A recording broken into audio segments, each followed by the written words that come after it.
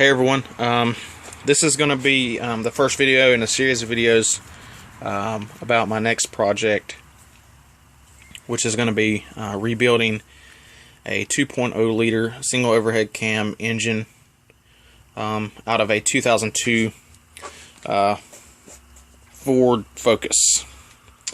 So these 2.0 liter engines, if you look it up on car complaints or Consumer Reports or any of the sites where people complain about automotive issues, you'll find that these single overhead cam engines are notoriously known for dropping a valve seat, an intake valve seat, which is what happened to me. I made it more miles than most people make it. I believe I have about 140,000 miles on this car. This happens to some people as early as 80,000 miles. And it starts out as a well, for me, it started out as a rough idle. I started out with a check engine light coming on with a misfire on cylinder 4. I checked the plugs and wires, couldn't figure out what was going on, and then eventually it led into a horrible rattling sound. And so I had it towed home, and sure enough, the intake valve seat for cylinder 4 dropped and destroyed the head and destroyed this piston. Really chewed it up pretty bad. Now this doesn't do it justice, because I've already cleaned the giant chunks of metal out of here that had fell out of the head. And you know, this is actually, the other pistons have a lot of carbon and a few little dings in them where the metal kind of transferred or flowed over to the other cylinders. But you know, if you look online for some pictures of this, some people, it's just horrible. I mean, the cylinder walls are all scarred up. All the pistons are just beat all to hell, and it's just a lot worse than this. And the only reason why mine doesn't look like that is because I cut the car off immediately and had it towed home, and so I just have some piston head damage. The walls are fine. There's not even that many scratches on them that won't come out. The head is toast, but you know, there's nothing I can do about that. It was toast as soon as it dropped. But yeah, this is going to be my next project. I've ordered a new head. I've ordered a rebuild kit. It came with 4 new pistons. I'm going to put 4 new pistons in the car. I'm changing out. The timing belt was just changed like 5,000 miles ago, as well as the water pump. The tensioner was changed out, so it's real tight. Bearings are still good in it. So this car has a lot of new parts. The thermostat's good. A lot of stuff that has already previously failed has been replaced. So that's really why I'm trying to salvage this engine. And we really need an extra car, you know, a spare car around. So I'm going to rebuild it and hopefully get another 100,000 miles out of it. So that's what this series is going to be about. It's going to be about rebuilding this engine. If this happens to you, it may not be worth the time to rebuild it yourself. You can actually go to a junkyard, get a new head, get a single piston, and get someone to fix it for you. And it's going to cost you, $1,500, $2,000 to get someone to rebuild it themselves, and that's just with junkyard parts. If you order a new head, which is a couple $100, a lot of the new remanufactured heads or new heads will come with the valve seat problem fixed. That's the route I went, because there's just no way I'm going to spend multiple weekends putting on a new head on this car that's just going to have another valve seat drop out. And it's ridiculous. I honestly have no idea why people do it, unless they're just doing it so they can sell it to someone else. But yeah, I'm keeping the car. It's paid for, and it's got a lot of new tires on it. The transmission's been worked on. It's got a new fuel pump. So a lot of stuff has been replaced on this car. So that's mainly why I'm rebuilding it. But if you want to get it running just to sell it off to someone else, then you can get a junkyard head, if you can find one, because lots of people do this, and you can just put a new head on there just to get it going so you can sell it as a running car. But so I'm going to kind of show you what it takes to rebuild this yourself. I'm not a mechanic, so I'm going to be struggling to do this, most likely. But this is the block with the head off. This took about, I may have already mentioned that, I'm not sure. This took about 3.5 hours of unplugging things to get to this point. I had to drain the coolant from the radiator. That engine mount over here that normally sits in this area had to be removed. So you have to support the car. You have to support. I have the 2 bricks under the oil pan right now. The car is on ramps with several jack stands under there. And there's another one back there. You can't see it, but what I'm going to do when I start working on replacing the pistons is I'm actually going to temporarily put this motor mount back just so I can take that stand out from under the oil pan, because I'm going to need the oil pan off to take these pistons out. I'm not going to take the block off out of the car. I'm going to replace the pistons as it sits right here, I think. So yeah, that's the stage I'm at right now. I'll show you some footage of the actual head in a minute. But yeah, there is piston 4. And it's pretty chewed up. So, alright. Okay, here's the head itself. This is exactly how I pulled it out of the car. So I actually, the intake manifold is still attached to the head, and I left the exhaust manifold still attached to the head. So, you know, basically after you've unplugged several dozen, it seemed like, tubes and coolant lines, and unhooked the throttle body and the fuel line and several dozen electrical connections and sensors and whatnot.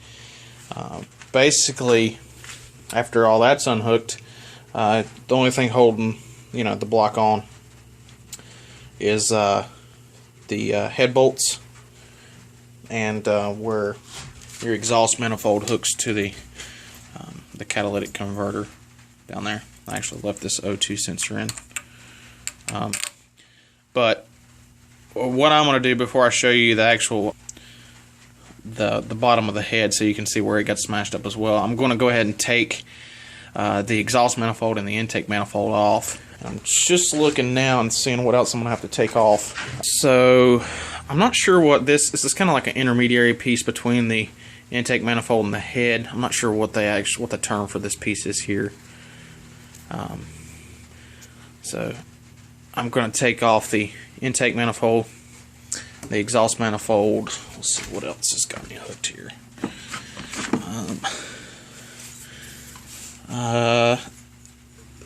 This EGR tube and the EGR valve, which is probably hooked back here to the intake. Yep.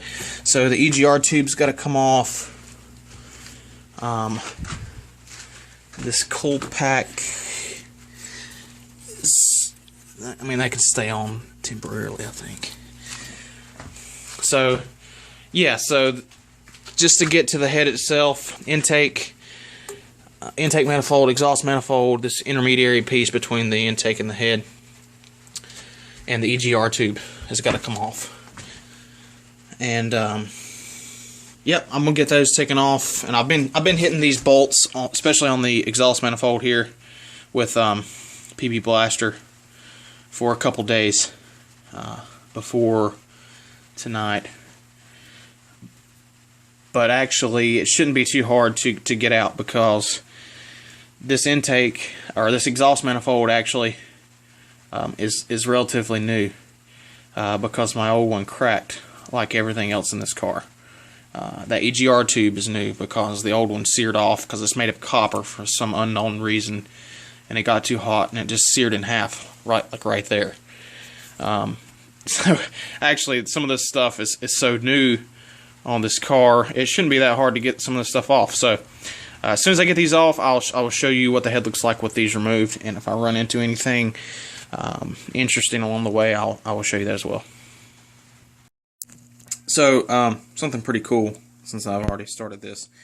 I have a little 20-volt cordless impact driver, a little 20-volt DeWalt driver, and you can get the 1/4-inch drive to 1/2-inch drive extension for this thing, and then you can use, your little impact sockets. So this makes life much easier. This thing's actually pretty powerful. I seen a video of a guy taking lugs off a car with this little driver. So pretty powerful little tool. So just to show you.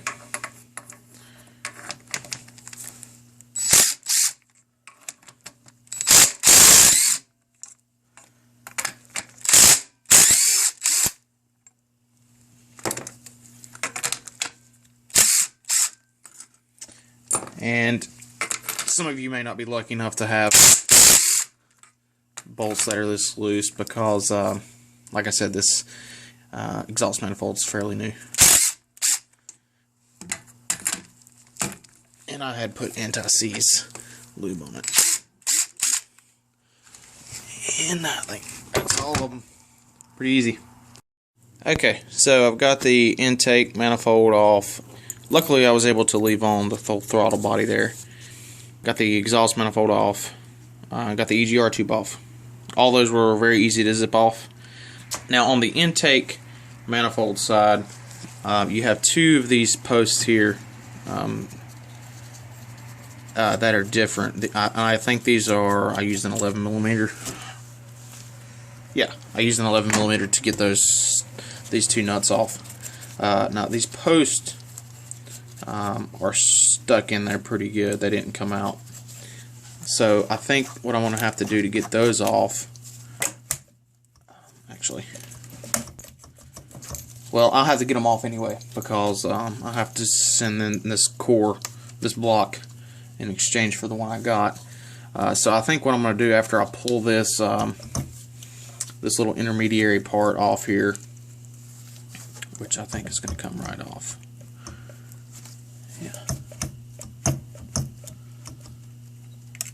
Yeah.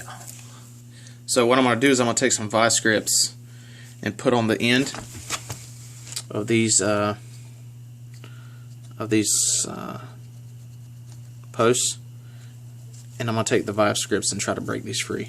I think these were, like I said, these were 11mm, and all these other little bolts here were actually 5/16, I think. There's the exact sizes, I'm not sure, but those are close enough to get them off without tearing anything up. But yeah, I think it's all off. And there's a piece of the valve seat that just fell out from underneath there. Oh, how nice! See that? That is a piece of the valve seat as well. Lovely. That is what did all the damage. So, this would be a good time to point out that don't get a new head and reinstall everything without cleaning out your intake manifold. And, as a matter of fact,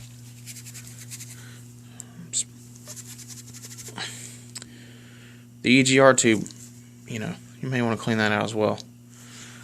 But I bet we have some pieces of the valve seat trapped in here. And I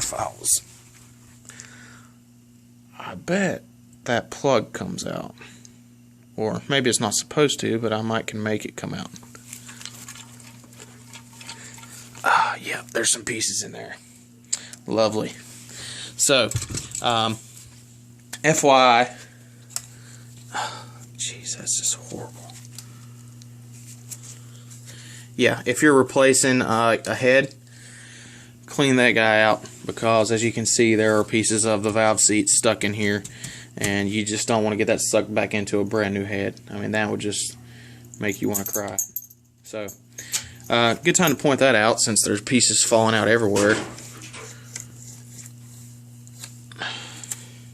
Alright, so I'll see if I can get this off, see if I can get these posts out, and I think I'm going to call it quits for the night. Thanks.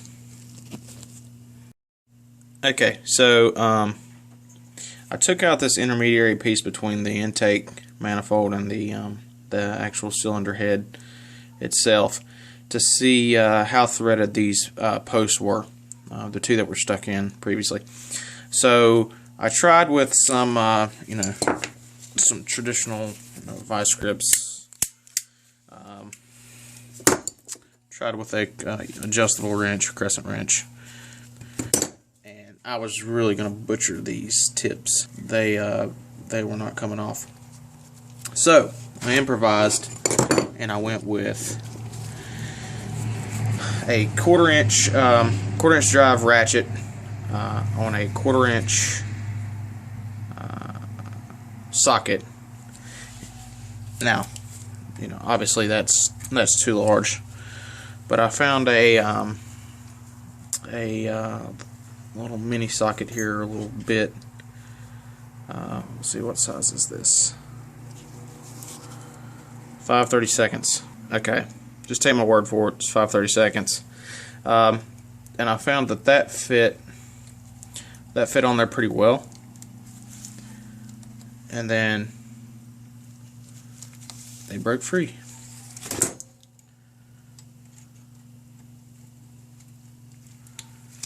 So I'm going to be able to salvage these posts, I believe. So that's one very rigged way to get these posts off.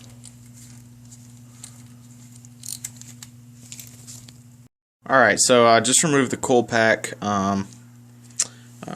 This coolant line here, or this coolant body here, this coolant, whatever, this little assembly, coolant assembly is where one of the coolant lines come in at, whatever it's called. These bolts were a little tight, so I hit them with some PB Blaster, and I'm going to remove this little sensor here. Maybe this is like a timing or some kind of idle sensor. I'm not sure why else it would be right here. Maybe it's some kind of timing sensor or something. I'm not sure, but I'm gonna take that, buzz that off with a 10mm in a minute. Hit that with some PB Blaster as well. But after I get that off, well, I think I can get that off. Actually, now that I think about it, I wonder if that's, no, that should pull out, I guess. Yeah, anyway, I'm waiting on those to loosen up a little bit on their own if they will, but just thought I'd show you this while I have it out here. This is the head gasket, the main head gasket. And okay, so I don't know why I couldn't remember what this was called previously. I think I just called it a coolant assembly or something. This is the thermostat housing. And I should know because I replaced the thermostat before in this car. So there's your thermostat. This is the housing. That's where some coolant lines come in and a sensor or whatever. Well, yep. So yep, that's off. Everything's off. I think this is the timing sensor. I believe that's what that was. I can't think of another what else would be in that area. Is right here. Okay, that's right there. So that's actually was recessed in there pretty good, and it was so after I broke this bolt free, I just kind of pivoted this back and forth to pull it out, and there is actually an O-ring there.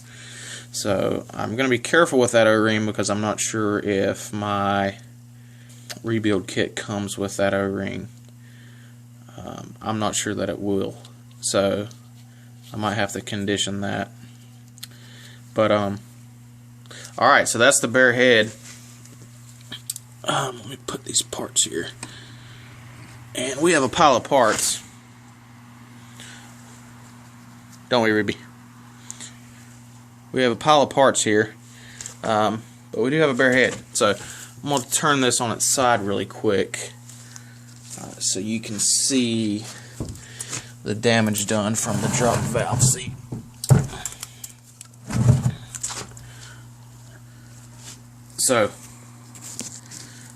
this is, there's your cam gear, or whatever, the timing belt wraps around there. This is cylinder 1. This is the valves for cylinder 1, 2, 3, 4. This is where, and this, this is the exhaust side. This is the exhaust valve up here. This is the intake side down here. This is the intake valve. The seat for this valve is gone. It grenaded my engine. Damn you, Ford. This is what dropped out, the seat around there, or under there. And you can see the damage done to the head here. There's quite a few nicks in there. And there's pieces that would just continually fall out of here. So this is no good. No good at all. And there's probably damage in other places that you can't see. And there may have got up in there. There's a few nicks over here where some pieces came over on this side. But anyway, that is the stripping down of the cylinder head. Like I said before, then my next task is to actually take the cam out and take all the rockers off, and that whole assembly up there. I can leave the springs and the old valves, and I have to send this head back. It's there's like a core return policy with the place where I got my cylinder head. So I returned this one, and I got a new head for $200 with new valve seats, valve stems, and Viton or whatever the brand is, valve seals. So that's where I'm at right now. And next video I will be rebuilding the head, or completing the new head. So putting all these parts back on to the new head. Thanks for watching.